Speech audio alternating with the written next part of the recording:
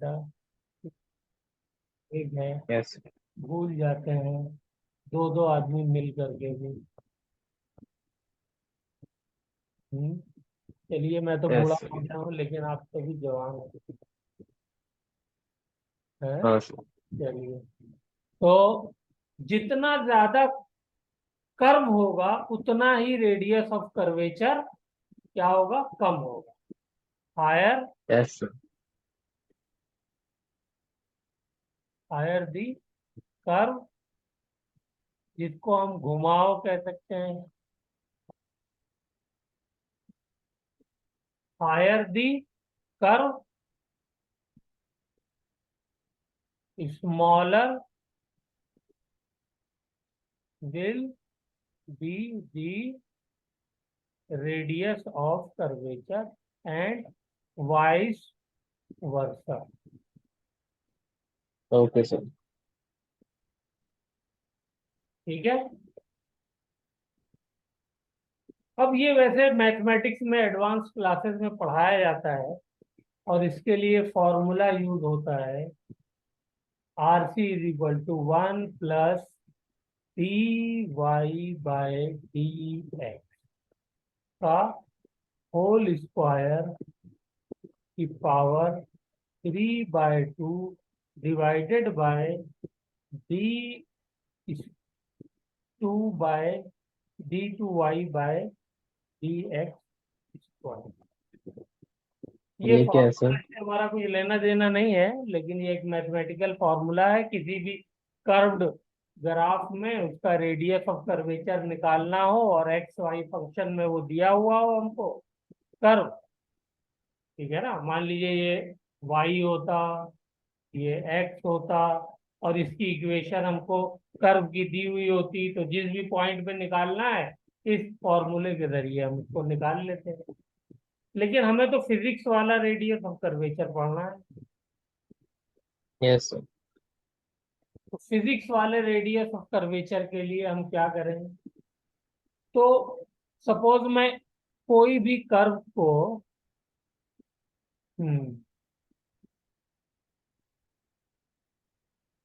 दूसरा कर्व बना लेते हैं। मान लीजिए मैंने ये कर्व ले लिया। अब इस कर्व पे, इस पॉइंट पे मैं रेडियस ऑफ कर्वेचर निकालना चाहता हूँ। क्या निकालना चाहता हूँ, इस पॉइंट पे radius of radius of curvature. मेरी बॉडी जो है वो मूव कर रही है, इस पॉइंट पे पहुंची तो इसका रेडियस ऑफ कर्वेचर मैं निकालना चाहता हूँ। तो अगर कोई बॉडी मूव कर रही है और इस डायरेक्शन में जा रही है, तो जाहिर सी बात है उसका वेलोसिटी कंपोनेंट क्या होगा, यही होगा। वेलोसिटी हाँ इसी सर। डायरेक्शन में हाँ सर। होगी। हाँ सर। वेलोसिटी तो हमेशा टेंजेंशियल होती है, ठीक है ना। Yes sir. एक्सेलरेशन क्या हो सकता है, एक्सेलरेशन जो है वो मान लेते हैं ये, क्योंकि एक्सेलरेशन का ए नेट का तो डायरेक्शन चेंज होता रहता है ना। वो तो हाँ सर। टेंजेंशियल और रेडियल दोनों के ऊपर डिपेंड करता है। ओके। Yes sir. तो यहाँ पर इस पॉइंट पे, इस ए मान लीजिए एंगल थीटा है इन दोनों के बीच में, तो यहाँ पे हाँ इस सर। ए का दो कंपोनेंट होंगे। वो कंपोनेंट कौन कौन से होंगे, एक हो जाएगा ये, तो एक हो जाएगा बी कॉस तो ये हो जाएगा A cos theta. Theta. Yes sir. और दूसरा क्या हो जाएगा, A sine theta. Yes sir. A sine theta, बोलिए। Yes sir. और ये ए साइन थीटा क्या है, ये मेरा रेडियल कंपोनेंट है। और ए कॉस थीटा क्या है, ये मेरा टेंजेंशियल कंपोनेंट है। यहाँ तक कोई प्रॉब्लम तो नहीं हो रही समझने में, हाँ sir. Any problem, no problem. Nice. तो अब मुझे बताइए रेडियल एक्सेलरेशन का फॉर्मूला क्या होता है। Radial acceleration, sir. A V v square square upon r. On R. R क्या है? रेडियस ही तो है जिस Radius. सर्कल में बॉडी मूव कर रही है। और उस रेडियस Yes, को sir. भी हम क्या कहते हैं? रेडियस ऑफ कर्वेचर कहते हैं। हाँ sir. तो मैं ऐसे लिख सकता हूँ, नहीं लिख सकता? हाँ sir. तो कितना आसान हो गया, यहाँ से मेरा रेडियस ऑफ कर्वेचर आ जाएगा, V Yes. Square upon A are.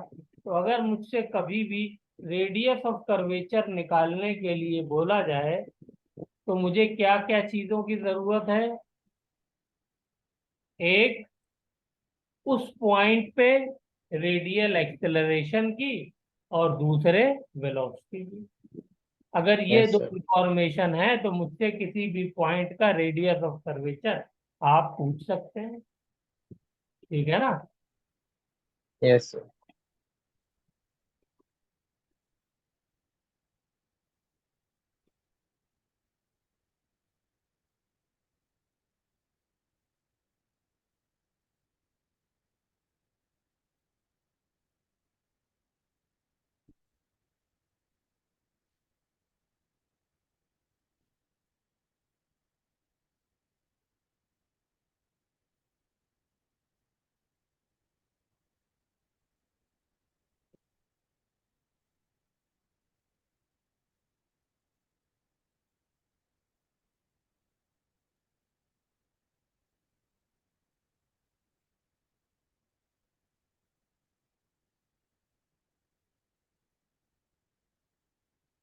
Yes. मैं सोच रहा था सर्कल बना दूं, लेकिन सर्कल जो है वो,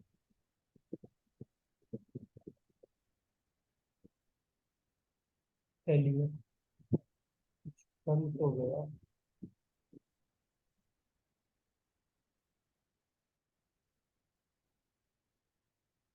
तो ये हो गया हमारा रेडियस ऑफ कर्वेचर। आरसी इस फॉर्मूले से हम निकाल लेंगे। ओके। Okay, sir. जिस भी पॉइंट पे हमको रेडियस ऑफ कर्वेचर चाहिए, यानी उस पॉइंट पे अगर हम सर्कल बनाएं तो उस सर्कल का जो रेडियस होगा वो रेडियस ऑफ कर्वेचर कहलाएगा। और वो रेडियस ऑफ कर्वेचर हमें क्या बताता है? उस पॉइंट पे कितना घुमाव है। ठीक है ना? जैसे हम Yes, sir. किसी हाईवे पे जा रहे हो, तो वहां पर हाईवे पे जब कोई टर्न होता है तो उसका रेडियस ऑफ कर्वेचर क्या होता है? बहुत ज्यादा क्या sir? होता है, हाँ sir, बहुत ज़्यादा. क्योंकि उसका जो घुमाव होता है वो कम होता है। बहुत बड़ा चक्कर लगाना पड़ता है तब घूम पाते हैं। लेकिन हाँ अगर sir. कहीं कहीं अगर मोहल्ले में दिल्ली की, लक्ष्मी नगर की, और जो है प्रीत विहार की गलियों में आप घूमे तो पता चला कि उसमें बहुत छोटे से घुमाव के अंदर जो है आपको मुड़ना पड़ता है। हाँ sir. ठीक है ना? तो वहां पे रेडियस ऑफ कर्वेचर क्या हो जाएगा? बहुत कम हो जाएगा। Yes, sir. हम्म, चलिए, तो रेडियस ऑफ कर्वेचर के कुछ क्वेश्चंस कर लेते हैं। अगर ये बात समझ में आ गई है तो उससे हमें पता चल जाएगा कि अंडरस्टैंडिंग कितनी बनी।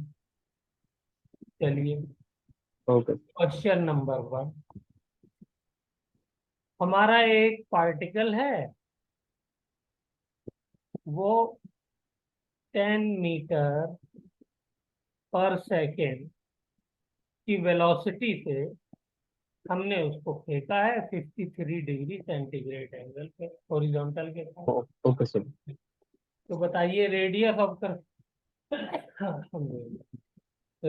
Of curvature at the H max.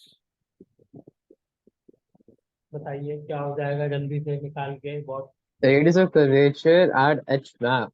हाँ, प्रोजेक्टाइल मोशन होगा ना ये, तो एच हाँ मैक्स sir. आएगा। एच मैक्स पे हमको बताना है। Sir, cos 53 कितना होता है sir? कैसे 3 by जाएगा? 5. 3 by 5 होता है ना? Cos three fifty by five three cos हाँ सर, 3/5. ओके. 3/5 into 10 मतलब 5 to ये हो 6. गया। 53 अगर ये है तो ये 4 होगा, ये 3 होगा, 3/5 होगा। क्या आया आंसर?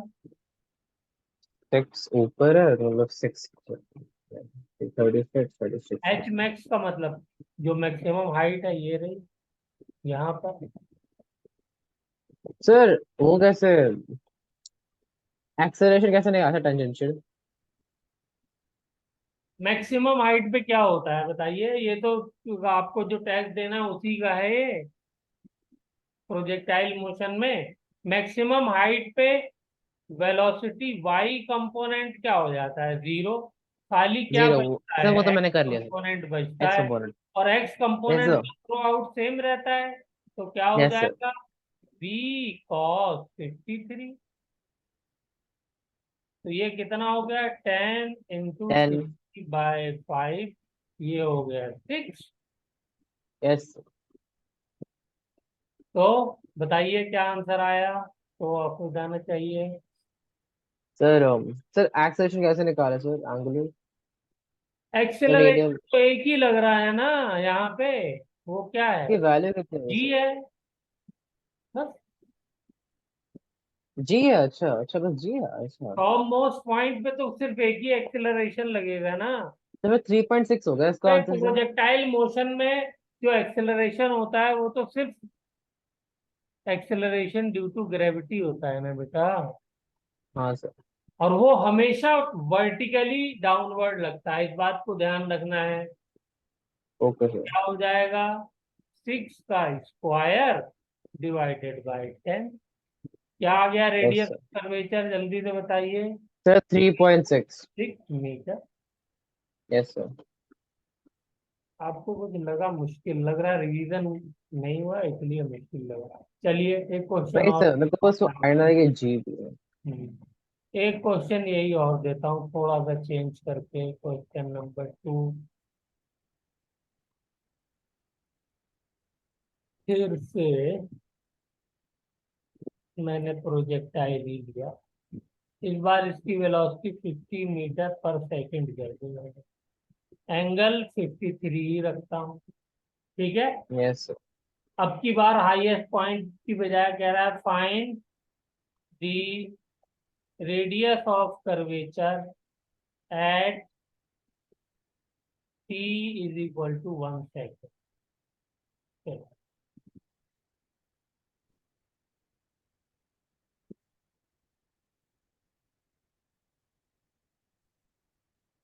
फाइन आर से T is equal to 1 second. Okay.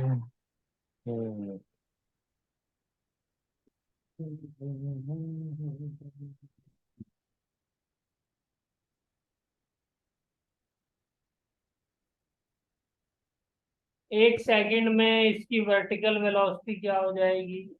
Initially vertical velocity कितनी है? सर 50 50 मीटर पर। साइन 53, यस जो सर, कि आपने किसी को 5 लिख एक दिया sir. Sorry 50, 50 yes sir. Into 4 4 by by 5। 40। 40। Yes sir. तो आफ्टर और वन वी एक्स सेकेंड हो गया। बताइए क्या हो जाएगी? Vy after 1 second 40 -10 × 1 10 into 1। Yes sir, मतलब 30। 30 हो गई। Yes sir. मुश्किल है। नहीं सर।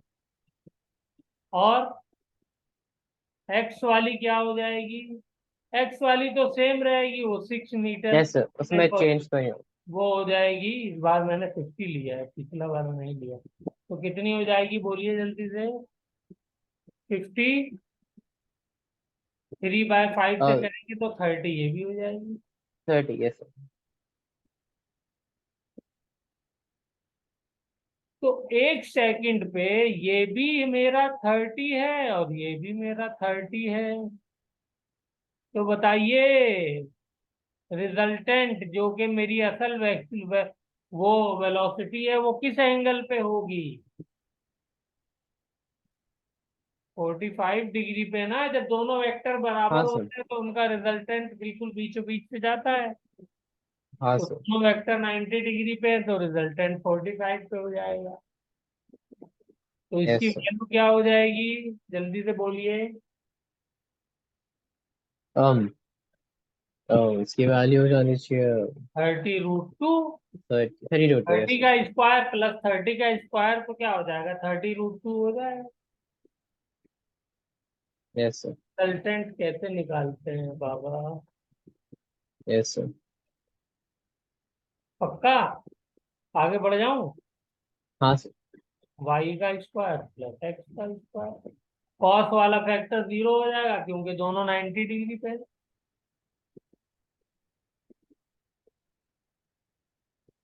ठीक है। हाँ सर। अब बताइए तो फॉर्मूला इस्तेमाल कर लीजिए, बोलिए क्या हो um जाएगा। आर सी क्या sir? Is equal to B 30 square root two का square square divided upon by acceleration. Acceleration radial. हाँ सर, वही तो कहा सर। क्या होगा वो। तो जी होगा ना सर? जी कैसे होगा मोहतरम। नहीं। जी तो ऐसे लगता है ना। हाँ, तो तो ऐसे लगता है हमारा सर। एक्सेलरेशन कैसे लगेगा, हमारा एक्सेलरेशन तो ऐसे लगेगा ना। हाँ सर। तभी तो सर्कल बनेगा। रेडियल तो ये होगा ना। और रेडियल जो होता है वो वेलोसिटी के परपेंडिकुलर होता है, ये बात तो हमें वैसे भी मालूम है। Yes sir. तो इसका मतलब क्या हुआ, इसका मतलब ये हुआ कि मुझे जी का कंपोनेंट लेना पड़ेगा। ये एंगल बताइए चलिए जल्दी से कितना हो जाएगा।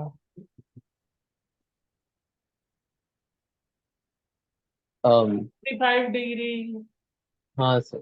कैसे, जल्दी। वो वो वो क्या ना, अगर दोनों का सब 90 डिग्री है तो वो अलग 45 डिग्री हो गया। ये वाला एंगल भी 45 होगा, हाँ सर। और ये दोनों परपेंडिकुलर हैं, वेलोसिटी हॉरिजॉन्टल और जी। तो ये भी कितना हो जाएगा, ये भी 45 डिग्री हो जाएगा। ठीक है ना। यस कोई सर। कंफ्यूजन बेटा। नहीं सर। वेलोसिटी, इसका ये हॉरिजॉन्टल कंपोनेंट 45 डिग्री, ये इसका परपेंडिकुलर क्या है, ए आर। और ये वाला जी जो है ये क्या होता है, ये परपेंडिकुलर लगता है, तो ये एंगल 90 डिग्री है। और ये वाला दोनों के बीच का एंगल भी 90 डिग्री है, तो ये वाला एंगल 45 हो गया ना, तो ये ऑटोमेटिकली 90 माइनस 45, 45। Yes sir. बढ़ जाऊं आगे, पक्का है। हाँ सर। तो ओके ये सर, क्या हो ठीक है गया सर। एक्सेलरेशन, जल्दी से बताइए। एक्सेलरेशन हो गया, फिर ये जी 45 का क्या कॉस आंसर है? 45 जी कॉस। यस, जी कॉस 45। एन मतलब बाय 10√2। √2। आ गया answer. Yes sir. Yes sir. चलिए जल्दी से इसको दो है वो अच्छे से एक बार 30 सेकंड में सोचिए, फिर अगला क्वेश्चन करते हैं।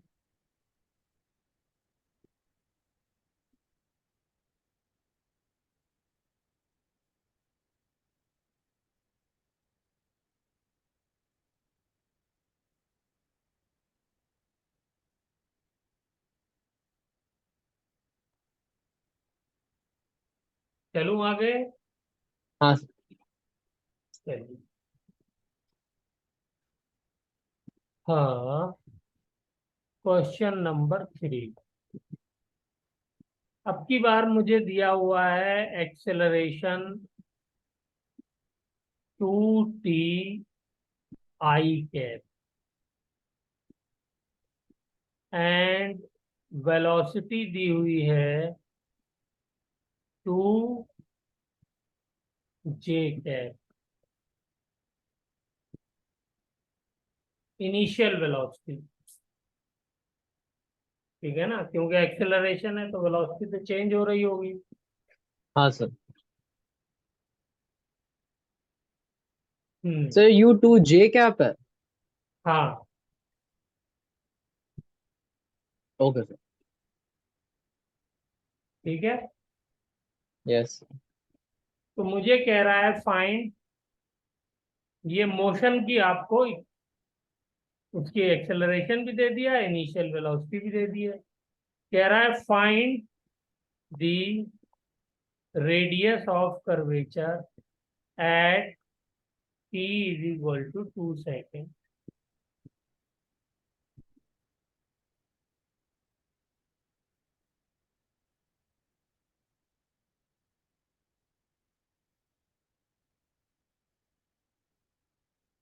Fine RCF per second। Okay. Formula हर वक्त दिमाग में रहना चाहिए। हाँ सर, थोड़ा सा आसान ही है सर। तो T² ऊपर हो गया, फिर यहाँ पे हो गया T²। ये दोनों हमको T। चाहिए, फाइनल वेलोसिटी चाहिए हाँ और सर। रेडियल एक्सेलरेशन चाहिए। Yes sir. तो T² I cap plus J cap और T² I कैप प्लस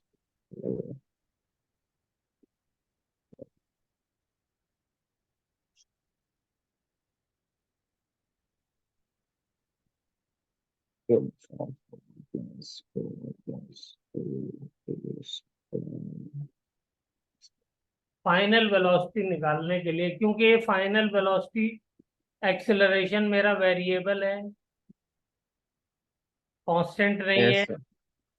तो मुझे क्या करना पड़ेगा, जब वेरिएबल आ जाएगा कांस्टेंट नहीं होगा तो इक्वेशन ऑफ मोशन तो लगेगी नहीं यहाँ पे। फाइनल वेलोसिटी निकालने के लिए हाँ सर। एक्सेलरेशन अगर कांस्टेंट होता है तभी लगती है ना इक्वेशन ऑफ मोशन। यहाँ तो एक्सेलरेशन वेरिएबल है, टाइम के साथ चेंज हो रहा है। तो सिंपल हम लोग क्या करेंगे, इंटीग्रेट कर देंगे। तो मैंने वही करा एक्सेलरेशन सर। विल बी भाई मैंने इक्वल T² टू करा। डीवी अपॉन dt, ये यस लिख सर। सकते हैं। तो इसको यस। अगर मैं यूज करूं तो क्या हो जाएगा, एक मिनट, ये मैं ऐसे भी लिख सकता हूँ 2t आई कैप, और यहां से मैं ये कह सकता हूँ dv is equal to 2t dt।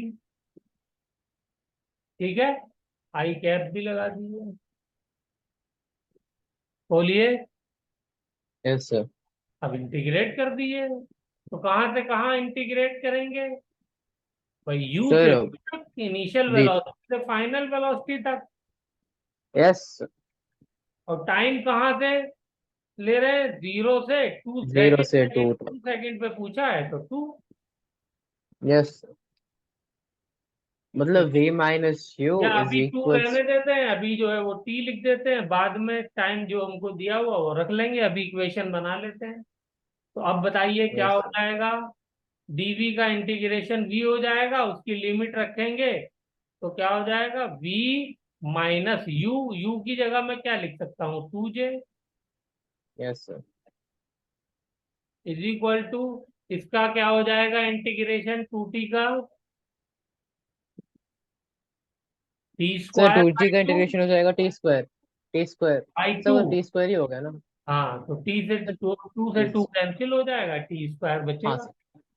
Yes sir. I cap, यहां से यस मेरी सर। आ गई फाइनल वेलोसिटी। क्या यस सर। होगी, V इज इक्वल से T² T plus 2J। Square I cap plus 2j cap. मेरा भी सेम आंसर आ रहा है। Very good. तो वेलोसिटी बताइए एट 2 सेकेंड क्या हो जाएगी, 2 वैल्यू तो रखेंगे तो ये हो जाएगा 4 I cap 4 plus two plus J two cap. J cap अब दोनों का रिजल्टेंट तो सिक्स एट स्क्वायर टू मतलब सेकेंड। 36। अब मुझे इस बताइए, वेलोसिटी हमको चाहिए होता है इसका मैग्नीट्यूड, तो मैग्नीट्यूड क्या हो जाएगा इसका, दोनों को प्लस करके स्क्वायर करके अंडे दो मतलब 6। 4 का स्क्वायर 16 और 2 का यस सर। स्क्वायर 4, तो 4 20 हो गया रूट 20। मीटर पर सेकेंड। अब बताइए ए आर कैसे निकालें। ये तो था इसका आसान पार्ट। ए आर थोड़ा सा और दिमाग लगाना पड़ेगा।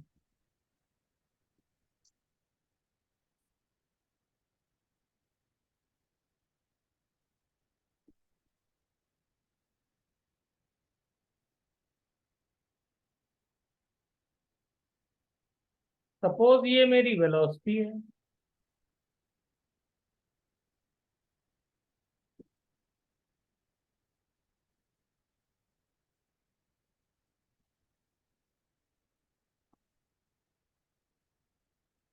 ठीक है ना। कोई कर्व्ड यस सर। पाथ है, उस पे ये वेलोसिटी है। कर्व्ड पाथ भी बना देते हैं, चलो। तो एक्सेलरेशन, इसका वेलोसिटी का क्या कंपोनेंट हो गया, v is equal to 4 i cap plus 2 j cap. और ये इक्वल टू कितना है, √20, इसका मैग्नीट्यूड है। ठीक है,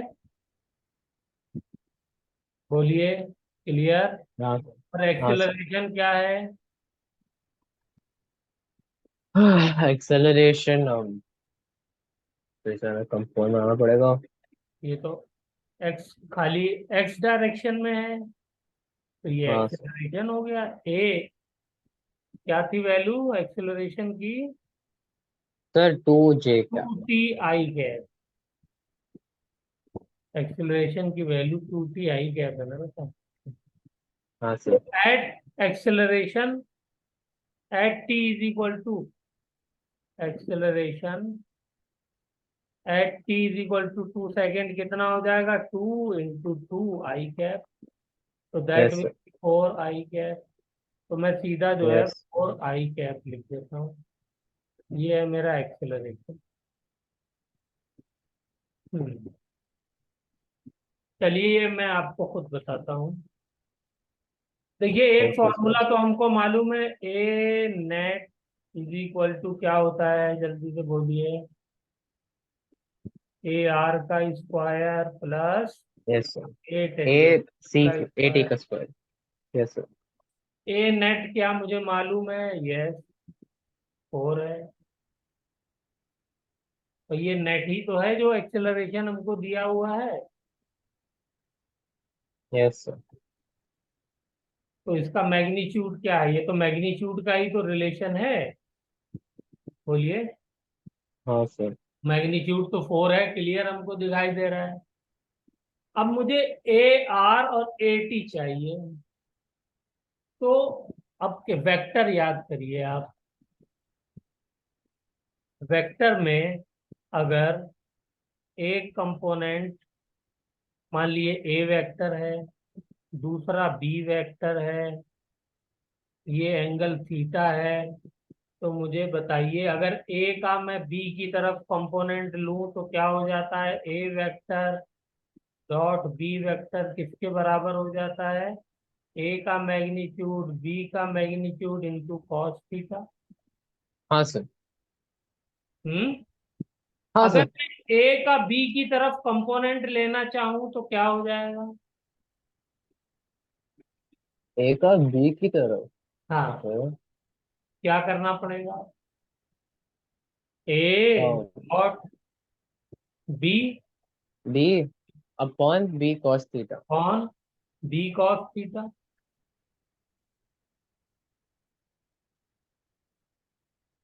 यस सर। ये हो जाएगा नहीं हो जाएगा? Yes sir. बोलिए बेटा। हाँ सर। Very good.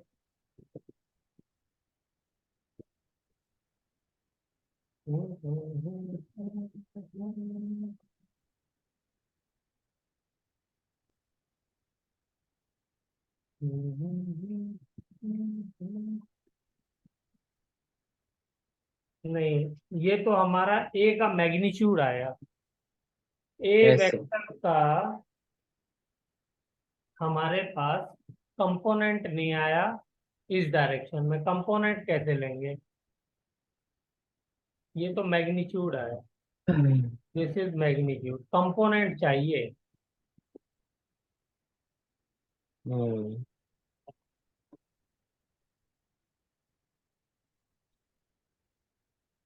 बोलिए। तो कंपोनेंट देखिए, किसका कंपोनेंट चाहिए सर? किसका कंपोनेंट चाहिए ए सर? वेक्टर का हमको कंपोनेंट चाहिए बी इसके के टर्म्स में। डायरेक्शन में। ए ओ बी वेक्टर का का theta. Component, A vector component in the direction of velocity vector क्या होगा? यही तो ए टेंजेंशियल होगा। हाँ सर। तो ये चाहिए मुझको, ये कैसे निकालूं बताइए।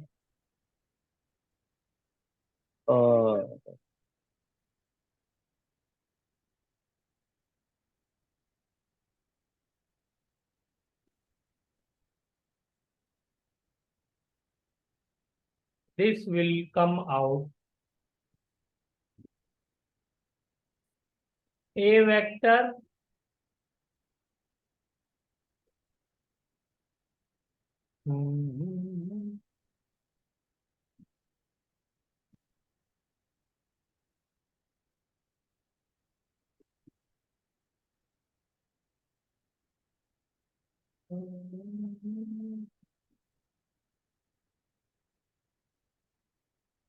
हाँ, dot B vector divided by, बोलिए।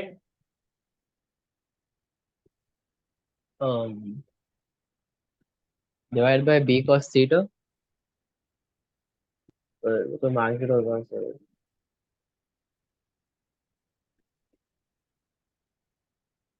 क्या है सर इसका answer? Divided by magnitude of B. काफी दिन के बाद इसको देख रहा हूँ, इसलिए थोड़ा सा दिमाग हाँ सर। कैसे आया है ये बताइए।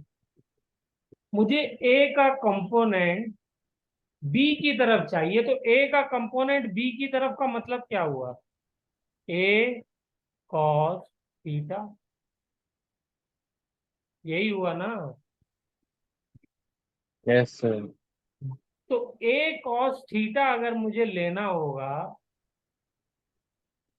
तो बोलिए वो क्या फॉर्मूला बनेगा यहाँ से? सर ए वो वाला ए कॉस थीटा कैसे होगा? cos theta will be equal to A dot B upon B vector का मैग्नीट्यूड।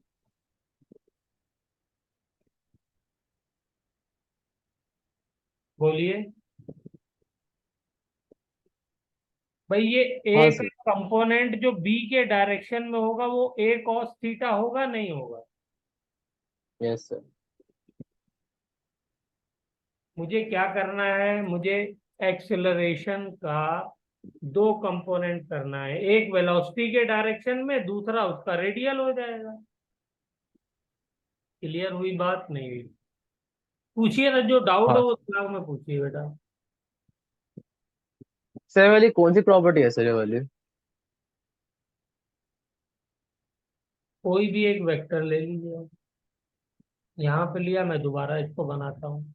बेटा ये तो रिजोल्यूशन ऑफ वेक्टर हो गया ना सिंपली, इसमें कोई प्रॉपर्टी की जरूरत ही नहीं है। सर ये A dot B upon B मैंने कभी ये मान देखा नहीं है लीजिए ये फॉर्मूला। ए वेक्टर है, ये बी वेक्टर है। तो अगर ये एंगल थीटा है, तो मुझे कहा जाए कि बी के डायरेक्शन में ही ए वेक्टर भी बताओ। तो बी के डायरेक्शन में ए वेक्टर जो होगा वो होगा ए कॉस थीटा। और हाँ सर। इस बी के परपेंडिकुलर इसका कंपोनेंट जो ले लेंगे वो हो जाएगा ए ए साइन। Sine theta. तो बी के डायरेक्शन में ए का कंपोनेंट ही तो मैंने यहां पर लिया है। Yes sir. और कैसे लिया है? इस फॉर्मूले से लिया है, ये डॉट प्रोडक्ट वाला जो फॉर्मूला है दो वेक्टर का।